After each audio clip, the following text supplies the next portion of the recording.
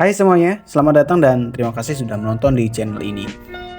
Kali ini kita akan sama-sama menonton film yang biasanya ditonton oleh orang-orang yang psikopat ya. Sebelumnya, mari kita sama-sama membantu orang yang bicara ini dengan menekan tombol subscribe dan like-nya.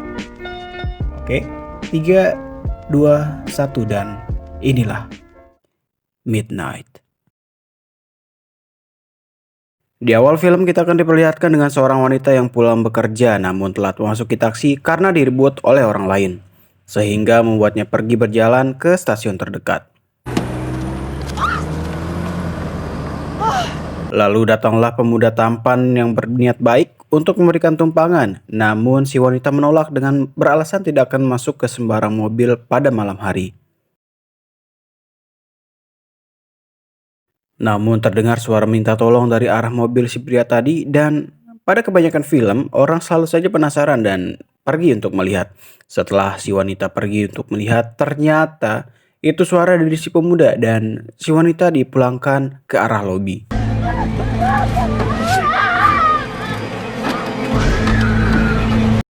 Tidak disangka si pria atau kita sebut saja si Udin justru memanggil polisi dan bertingkah seakan bukan dia pelakunya. Sunding malah sepet-sepetnya minta rokok ke polisi coba.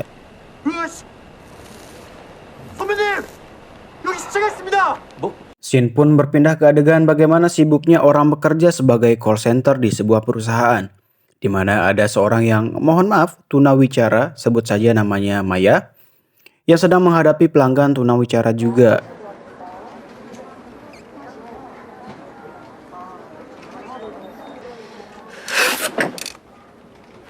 Adegan lalu berpindah ke seorang adik kakak di mana sang adik bernama Chio Sojung dan ribet aranet cok. Sebut saja namanya Ayu dan si kakak bernama Miun agar lebih mudah menyebutkannya. Di mana sang adik yang pergi dengan pakaian yang mudah memancing hasrat lelaki menurut sang kakak, ya namanya juga kakak laki-laki ya tentu, akan lebih protektif lah melihat adik perempuannya dan menyuruhnya untuk pulang lebih awal. 10시까지 무조건 들어와. 10시 오케이 12시까지 올게. Pun kembali ke Maya yang sedang istirahat dengan rekannya dan kepala bagian mengajak mereka untuk pergi makan dengan klien mereka. Namun Maya izin akan pamit lebih awal karena sudah membuat janji dengan ibunya untuk pergi berlibur. Di pertemuan makan malam itu si Maya terlihat agak risih karena merasa sedang dibicarakan tentang dirinya yang tidak bisa mendengar dan memberikan bahasa isyarat untuk meledek balik. Di sisi lain, sang ibu yang baru saja gajian juga terlihat bahagia dan akan menggunakan uang tersebut untuk berlibur dengan putrinya. Sedangkan si Miun yang ternyata seorang petugas polisi risih karena pesannya tidak dibalas oleh adiknya.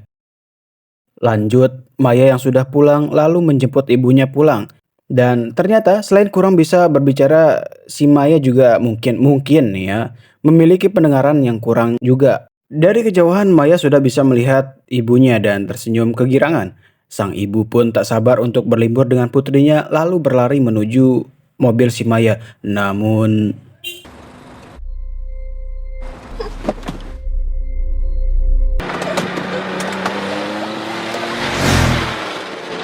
ya, tiba-tiba ada motor yang melaju di trotoar. Namun alhamdulillah si ibu baik-baik saja dan tidak tertabrak. Scene pun memperlihatkan si Udin yang akan sedang mempersiapkan peralatan untuk mencari target selanjutnya, di mana dia melihat Maya dan ibunya yang baru saja sampai di apartemennya. Melihat Maya yang sedang pergi mencari tempat untuk parkir, Udin pun tanpa ragu langsung mengincar sang ibu untuk dijadikan target. Tapi tiba-tiba, ya, Ayu pun tiba-tiba datang dan membuat Udin tidak jadi melancarkan aksinya. Kesal melihat hal tersebut, Udin pun beralih dan mengincar si Ayu yang sedang ditelepon oleh abangnya Miun. Mengetahui ada yang tidak beres dengan hal itu, Miun pun langsung pergi ke tempat terakhir dia mengetahui adiknya berada dan tidak sengaja bertemu dengan ibunya si Maya dan menanyakan, "Apakah Anda melihat wanita dengan ciri-ciri berikut, Bibi?" Namun melihat sang ibu tidak bisa menjelaskan dan memang tidak melihat Ayu, lanjut untuk mencari adiknya. Di sisi lain, Maya yang sudah kembali memarkirkan mobilnya bertemu dengan Ayu dan terkejut melihat ada seorang perempuan yang sedang terluka di gelap dan sunyinya malam. Udin yang melihat mangsanya sedang tidak baik-baik saja tentu tidak rela aksinya ketahuan dan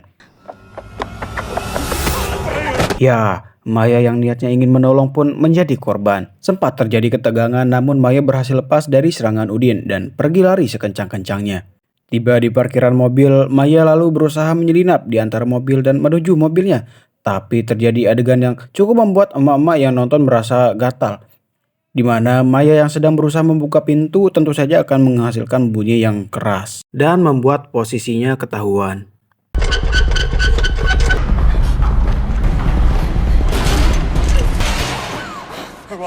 Tapi akhirnya Maya berhasil lolos karena bantuan dari sutradara dan berhasil masuk ke dalam mobilnya. Lalu memberitahu ibunya untuk tidak menghubunginya. Tapi ternyata, sumpret. Ternyata si Udin sudah berada di dalam mobilnya si Maya. Udin yang melihat keberuntungan ada pada dirinya pun bermaksud untuk menjadikan Maya sekaligus ibunya menjadi korban juga. Tapi Maya menginjak gas sekencang-kencangnya dan menabrakkan diri ke tembok parkiran dan membuat dirinya berhasil lolos dan kembali bermain kucing-kucingan.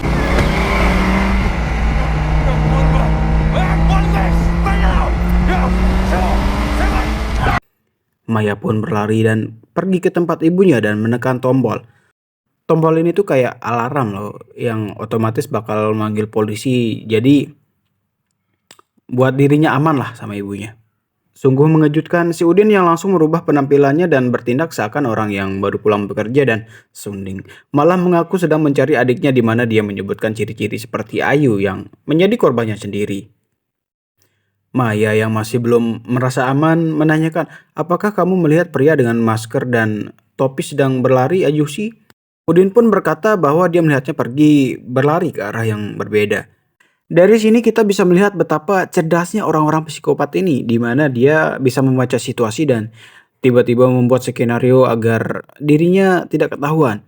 Karena ketika si Maya dikejar memang tidak melihat wajah si Udin. Maya pun percaya dan Udin meminta untuk ditunjukkan di mana tempat Ayu tergeletak. Untungnya polisi sigap dan datang dan Maya yang bingung karena Ayu sudah tidak ada karena memang sudah dimasukkan ke dalam mobil oleh si Udin. Meminta untuk melihat rekaman CCTV di parkiran. 왜? 이거 봐봐. 내 말이 딱 맞지? Tapi ternyata CCTV di area parkiran sudah dirusak oleh anak-anak nakal. Saat mereka kembali dan diminta untuk ke kantor polisi untuk dimintai keterangan, di sana Udin merasa sedang dibicarakan lalu tiba-tiba mengeluarkan sesuatu dari dalam tasnya dan ya, ia kembali memainkan psikis orang lain agar mereka merasa tidak terancam dan tidak curiga pada si Udin. Dengan mengaku bahwa adiknya sedang baik-baik saja.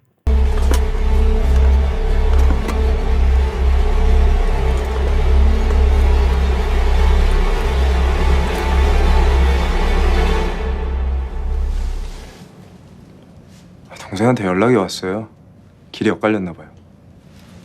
Setibanya di kantor polisi, mereka pun dimintai keterangan dan terjadi sebuah keributan kecil di mana sepertinya ada bapak-bapak mabuk yang sensitif karena melihat Udin yang menyela proses interogasi. Di saat Udin dan bapak-bapak itu bertengkar, ibunya Maya melihat HP Udin yang terjatuh yang dimana itu merupakan HP-nya Ayu.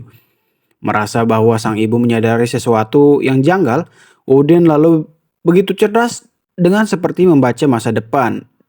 Lalu dia melihat alamat rumah si Maya.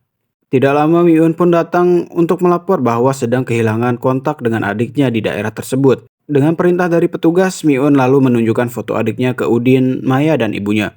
Udin pun menjawab, saya tidak pernah melihatnya Ayushi. Lalu sang ibu yang melihat foto itu menyadari sesuatu dan ketika Maya yang melihat foto itu, ia terkejut karena itu adalah orang yang dilihatnya tertusuk yakni Ayu. Namun tak disengaja bapak-bapak yang tadi berkelahi dengan Udin tiba-tiba masuk sehingga membuat kedua polisi yang bertugas di dalam itu harus mengusir bapak-bapak tadi sehingga kini hanya ada mereka berempat di dalam. Melihat dirinya yang sudah ketahuan, Udin pun berencana untuk melumpuhkan Miun dan terjadilah perkelahian antara Miun dan Udin.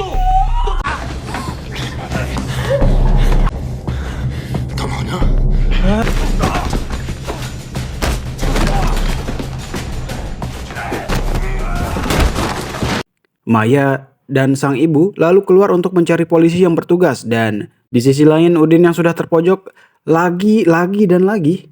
Udin dengan kecerdasannya mampu mengelabui polisi dan membuat seakan dirinya adalah korban, sehingga berhasil untuk pergi dan selamat.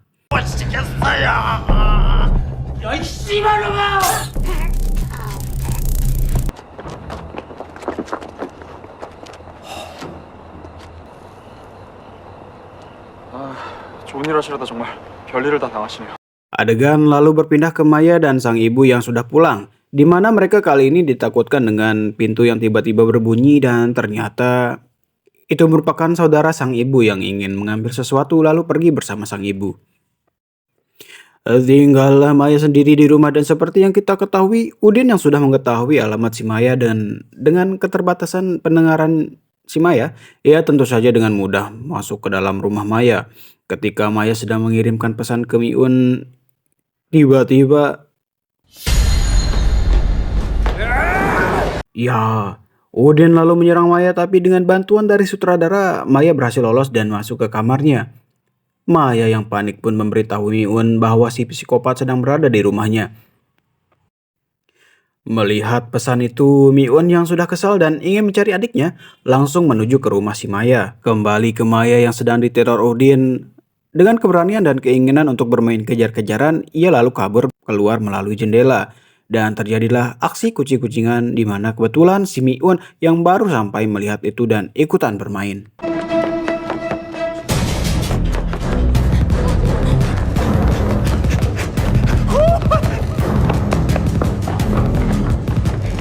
Sampai tibalah Maya di ujung gang, di mana dia tidak bisa untuk lari lagi. Namun tidak lama datanglah Miun dan mengancam untuk bisa ikut bermain. Tapi kali ini, lagi dan lagi, Udin yang dengan liciknya mempermainkan psikis Miun dengan mengancam bahwa adiknya sekarang mungkin sudah sekarat dan memberikan Sherlock di mana adiknya berada. Miun yang ingin adiknya selamat pun percaya dan pergi meninggalkan Maya sendiri dengan si Udin.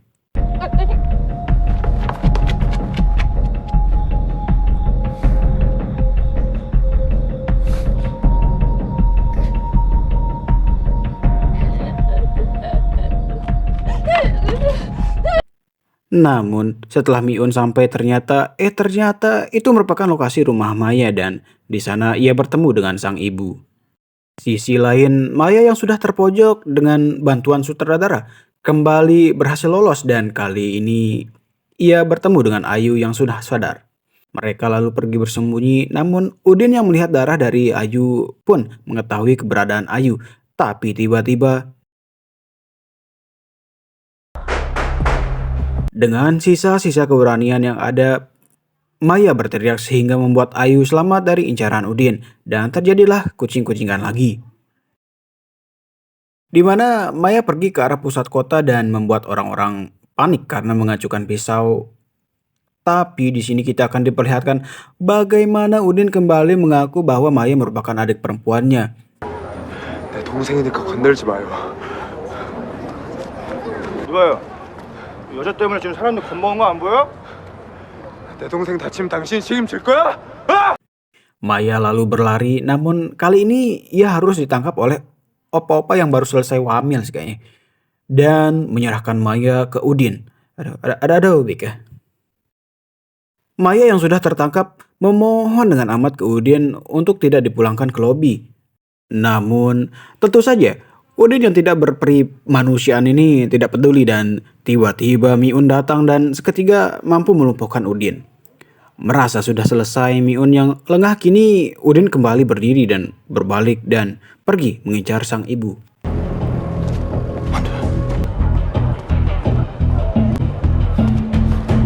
Adegan lalu berpindah di mana kali ini dengan bantuan scriptwriter Udin berhasil menemukan sang ibu dan mengatakan bahwa Maya ada di mana.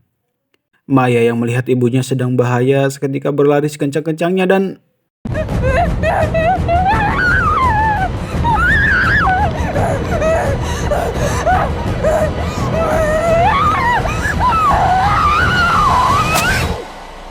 ya, Maya dengan sengaja menabrakkan dirinya ke Udin dan mengarahkan pisau dan menusuk dirinya. Hal itu membuat Udin terlihat sebagai pelakunya dan Entah bagaimana polisi langsung datang ke lokasi sehingga membuat Udin terpojok sampai mendapatkan tembakan. 지마! 지마!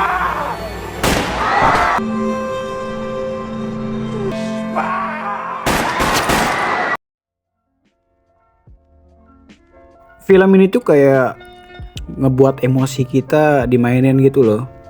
Dengan gimana cerdas, cerdik, liciknya si Udin. Dia tuh kayak ngebaca situasi sampai ngebuat dirinya tuh kayak berkali-kali lolos gitu loh dari kecurigaan orang.